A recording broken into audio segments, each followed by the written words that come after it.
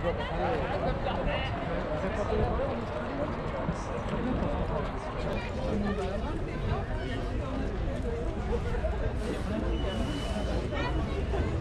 qu'on est sous la traite de responsables politiques qui sont incompétents et qui ne sont pas du tout aptes à gérer ce genre de situation, et bien je pense qu'on est là pour mener le même combat. Celui à un moment donné de la logique, celui à un moment donné de l'humanisme. C'est des valeurs simples, c'est des valeurs qui gravitent tout le monde. En tout cas chez nous les soignants, ils nous habitent encore.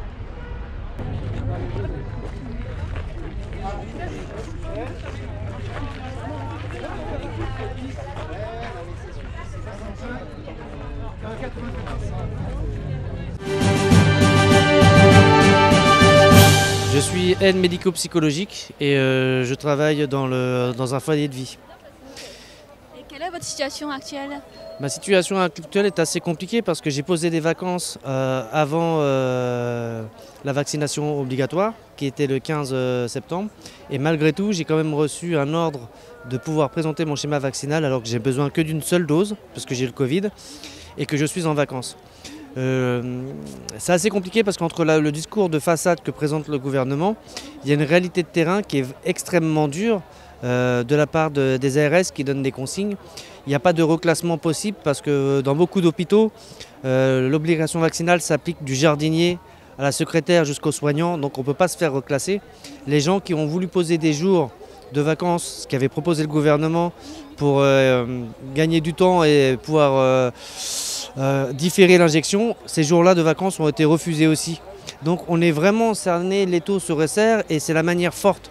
C'est ce qui nous désespère, parce que moi personnellement ça me désespère parce qu'il y a 18 mois en arrière, on a donné un dévouement total pour la nation et qu'on soit malade ou pas, tout le monde n'en avait rien à faire et on était applaudi à 20h. Et on a l'impression que là, ça touche personne, c'est ça qui est le plus dramatique. Que des soignants qui ont été la première armée en première ligne, que des gens se retrouvent suspendus parce qu'ils ne veulent pas du vaccin pour le moment, parce qu'il n'est pas validé. Moi, voyez-vous, je ne suis pas anti-vaccin, bien au contraire. Mais à partir du moment qu'il n'a pas été validé dans toutes ses phases, j'ai un doute. Comme beaucoup de médecins ont des doutes sur le vaccin et on ne m'accorde pas ce doute. On balaye tout d'un revers de main, le consentement libre et éclairé, le secret médical, le code du travail. On suspend des gens qui n'ont pas fait de fautes graves. Enfin, je ne sais pas dans quel pays on vit, c'est horrible en fait. Des femmes et des hommes qui ont des enfants, qui ont des factures, des délinquants, des gens qui arrivent sur notre territoire ont plus de droits que nous. Nous n'avons fait aucune infraction et on nous considère comme des parias. Et c'est ça qui est extrêmement difficile à vivre. Et que comptez-vous faire maintenant? Il y a des solutions proposées ou des aides? Voyez-vous, madame, je suis extrêmement fatigué comme beaucoup de mes collègues et c'est au jour le jour. Je ne sais pas si je vais aller me faire vacciner, je ne sais pas quel biais je vais prendre à partir de demain parce que chaque jour suffit sa peine. Donc je suis incapable de vous dire ce que demain je vais faire. Incapable. En espérant qu'un messie arrive et trouve une faille dans la législation qui est adoptée aujourd'hui. J'y crois moyen, malgré tous les recours en référé qui sont déposés. Je suis incapable de vous dire, on est extrêmement fatigué, on est épuisé, on est dégoûté. Et puis même ceux qui se font vacciner, voyez-vous, je pense qu'ils ne verront plus jamais leur métier de la même manière. De la manière qu'on est traité, ce qu'on a subi auparavant. Il y a un écœurement qui est global. Et ce qui est dommage, ce sont les patients qui en subiront les conséquences quoi qu'il arrive. On a déjà du mal à recruter maintenant et qu'on est en train de mettre à la porte des gens qui aimaient leur métier. C'est une vocation et ce n'est pas donné à tout le monde. Et qui manque déjà de bras dans les hôpitaux. Les hôpitaux ne tiennent depuis très longtemps grâce au dévouement de leur personnel. Et on est déjà sur le fil de la brèche. Donc je ne sais pas comment les hôpitaux vont tenir, les hôpitaux publics en tous les cas. Alors bonjour, je m'appelle Jimmy, je suis aide-soignant à l'hôpital Paul Guiraud. On fait de la psychiatrie sur Villejuif. Est-ce que vous pouvez nous donner un peu une vision plus globale? Combien de postes peut-être supprimés? Alors il faut savoir que je ne sais pas si vous avez interrogé des gens de chez nous, mais on a quasiment 70 postes actuellement qui ne sont pas pourvus. Alors ça c'était quasiment avant pendant la période Covid. Avec aujourd'hui les suspendus, je pense qu'on va être quasiment sur 150 postes en moins sur un hôpital. C'est quel hôpital? Alors c'est l'hôpital Paul Guiraud, on fait des soins en psychiatrie. Donc il faut savoir qu'aujourd'hui la psychiatrie c'est déjà comment dire, un cursus qui va très très mal, avec très peu de moyens, avec énormément de patients. On est déjà en train de fermer des lits depuis quelques années et aujourd'hui on va fermer encore plus de lits. Donc ce qui veut dire qu'on pourra soigner encore moins de personnes. Et Dieu sait qu'en psychiatrie c'est très important d'avoir des soins parce que ça se répercute très facilement après sur la vie citoyenne, puisque quelqu'un qui ne va pas bien psychiquement et qui est aujourd'hui chez lui peut déteindre sur les citoyens qui sont autour de lui.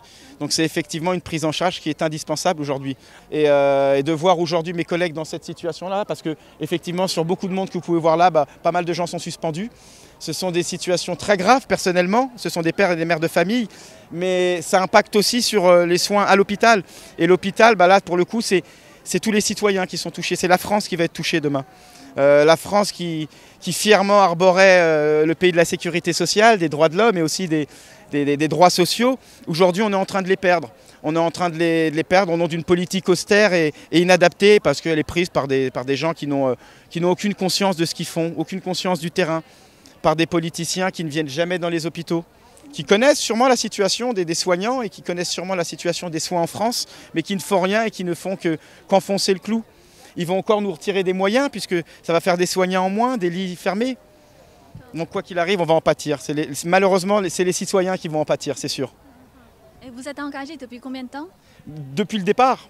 Depuis le départ, puisqu'après, ce n'est pas une question de vaccin ou de non-vaccin. Ce vaccin vient juste rajouter encore une situation inconfortable, encore plus de problèmes à une situation qui avait déjà énormément de problèmes. L'hôpital français allait déjà très mal, vraiment très très mal, avec très peu de moyens, des médecins qu'on essaie de faire venir un peu partout parce qu'on n'en a pas assez chez nous, on ne les forme pas assez bien chez nous, etc. etc. Donc l'hôpital n'allait déjà pas bien, mais là ils ont rajouté la goutte d'eau qui fait déborder le vase, vraiment. Ce ne sera plus possible de soigner les gens peut-être demain. C'est une réalité, il faut en prendre conscience. Ce n'est pas depuis cette obligation vaccinale, c'est bien avant déjà que beaucoup de mes collègues se sont engagés, soit dans des syndicats, soit à titre personnel, pour faire remonter des informations à la direction. Informations que la direction n'a pas souhaité traiter, puisqu'aujourd'hui, aux demandes qui étaient les nôtres, à savoir tout simplement remettre du personnel dans l'hôpital, vous avez 70 personnels soignants qui manquent à l'hôpital Paul Guiraud en psychiatrie. À la question de savoir si on allait réengager, ils nous ont répondu non. Et on se rend bien compte qu'ils ne vont pas réengager, ils vont encore une fois fermer des lits et suspendre des gens. Et il faut comprendre qu'après la suspension, après 2 mois de suspension, c'est le renvoi.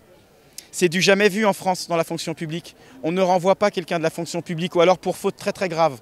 Donc là aujourd'hui, ils sont en train d'ouvrir la boîte de Pandore, c'est-à-dire qu'ils sont en train de s'autoriser des choses. Et comme ça va devenir courant, ils pourront se permettre tout et n'importe quoi et avec tout le monde. Actuellement, il faut le savoir, nous sommes sûrement en guerre. Ils s'attaquent aux soignants, ils se sont attaqués aux pompiers, ils vont s'attaquer à nos enfants demain. Donc effectivement, je pense que la prochaine étape, ce sera les citoyens lambda.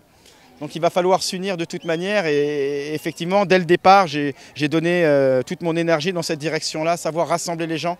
Le but étant de recréer un lien. Alors on a essayé de le faire nous à l'hôpital, on continue de le faire à l'hôpital. Il va falloir le faire maintenant à l'extérieur. Recréer un lien avec les gens autour de nous, histoire de comprendre que c'est un combat qui nous touche tous en fait.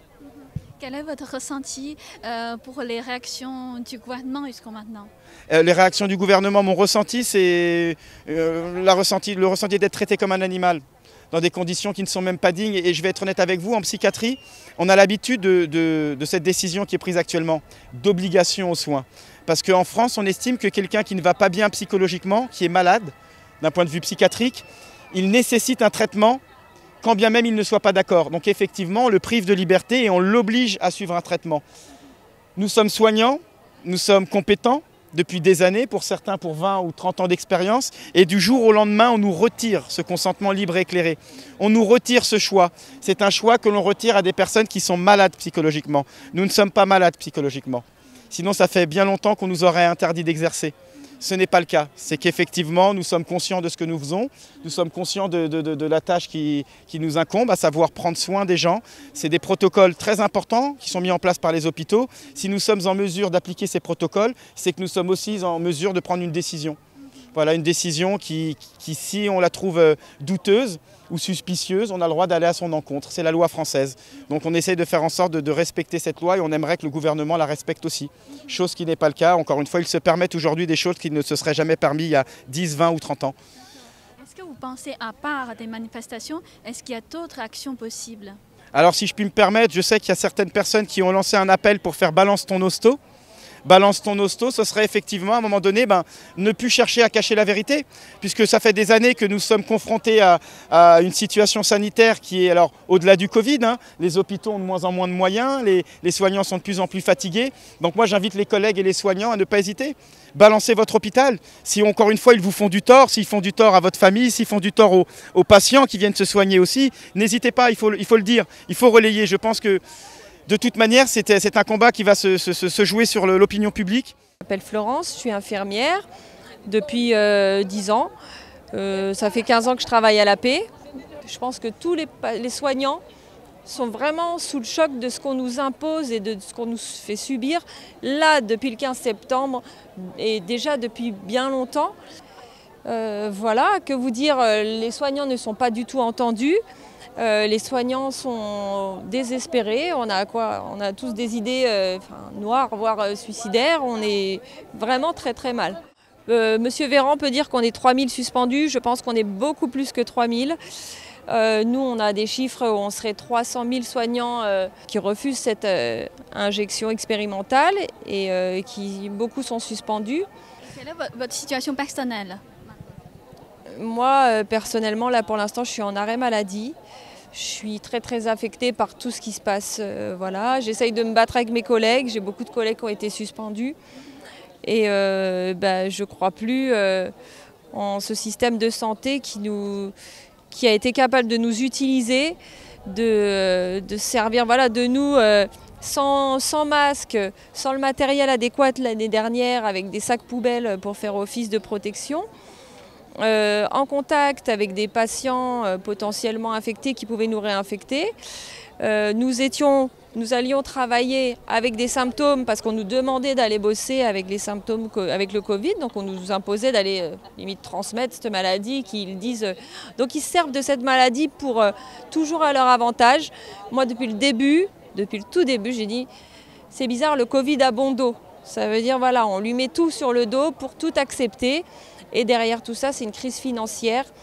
Et les lobbies sont derrière tout ça et mènent la danse et s'enrichissent au détriment de nos vies. Donc citoyens, familles, de soignants.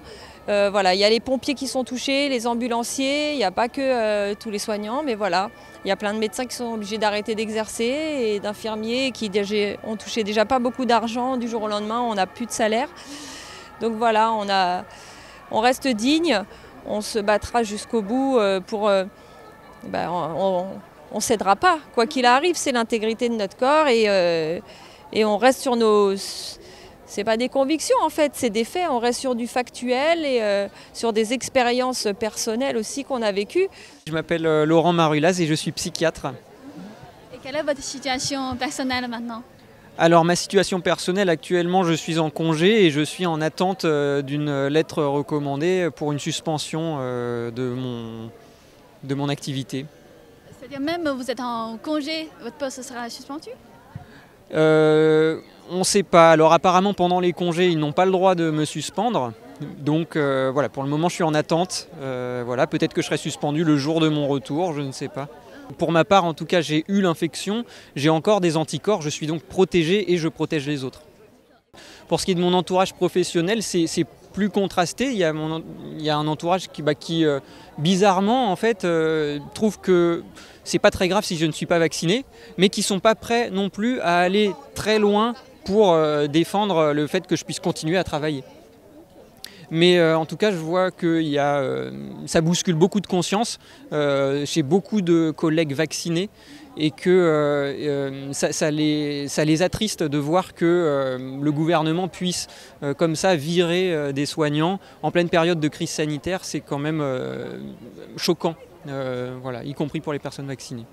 Est-ce que maintenant vous avez un peu plus de chiffres? Parce qu'en fait, selon le ministre de la Santé, il y a 3000 postes suspendus, 3000 soignants suspendus. Est-ce que vous avez les chiffres, d'autres chiffres? On a d'autres chiffres et qui est beaucoup plus important que ça, parce que au jour d'aujourd'hui, ce matin, on avait 17 322 soignants, enfin personnels soignants suspendus. Et à mon titre personnel, par rapport à mon association juridique, j'ai déjà 178 dépôts de recours auprès de rappel à la loi. Hein. Donc c'est-à-dire déjà chez vous, vous avez déjà plus de 160 personnes avec le poste suspendu. Voilà. Hein. Et tous les gens qui sont là, tous les soignants là, c'est des soignants suspendus. Hein. Hein. C'est pour ça que là, c'est la première fois qu'on le fait. On le fera, on espère d'être de plus en plus nombreux. Donc vous êtes avocat? Alors j'étais. Hein, maintenant je suis à la retraite. Je m'occupe au niveau juridique, en conseil juridique. Hein, mais je suis avec Maître Divisio, Maître Ratcha, Arojo Ratcha, d'autres avocats qui ont fait un collectif et moi je collabore avec eux. Quel est votre ressenti jusqu'à maintenant? Eh bien, franchement, je trouve ça très encourageant. Parce qu'au début, on était très peu nombreux, hein, on était une cinquantaine, hein, à Place Larocque. Et puis on a senti quelque chose mûrir. Alors d'accord, c'est les patriotes, mais pas seulement. Les gens sont venus aussi parce que c'est l'union sacrée. Moi, je vois ça comme ça, l'union sacrée. C'est vrai, les patriotes ont bien fait les choses et ils ont eu l'intelligence aussi, au-delà de la carte politique, de nous fédérer en tant que résistants et tout en restant bienveillants. Ça, c'est important, et unis dans la résistance avec des valeurs nobles. Bon, ça peut paraître désuet, hein, on peut se moquer de... Mais c'est vrai que si on n'a pas la bienveillance, qu'on n'a pas l'union sacrée, et on sent qu'on a en nous, donc là j'ai parlé un peu spirituellement, il y a une lumière qui se dégage, d'ailleurs même Florian en parle, hein, c'est un combat d'âme. Qu'est-ce qu'on veut pour l'humanité? Est-ce qu'on veut finalement tomber dans un système transhumaniste, orwellien? Ou est-ce qu'on veut finalement une humanité qui se libère un peu d'un système pervers, où par facilité on serait tombé? Donc moi je vois les choses très positives parce qu'il y a de plus en plus de gens éveillés et des guides spirituels, des guides scientifiques qui sont là sur notre chemin et quelles que soient nos croyances, nos religions, il y a un éveil spirituel qui permet justement de croire vraiment très positivement à ce qui va arriver par la suite. Donc moi je reste très optimiste.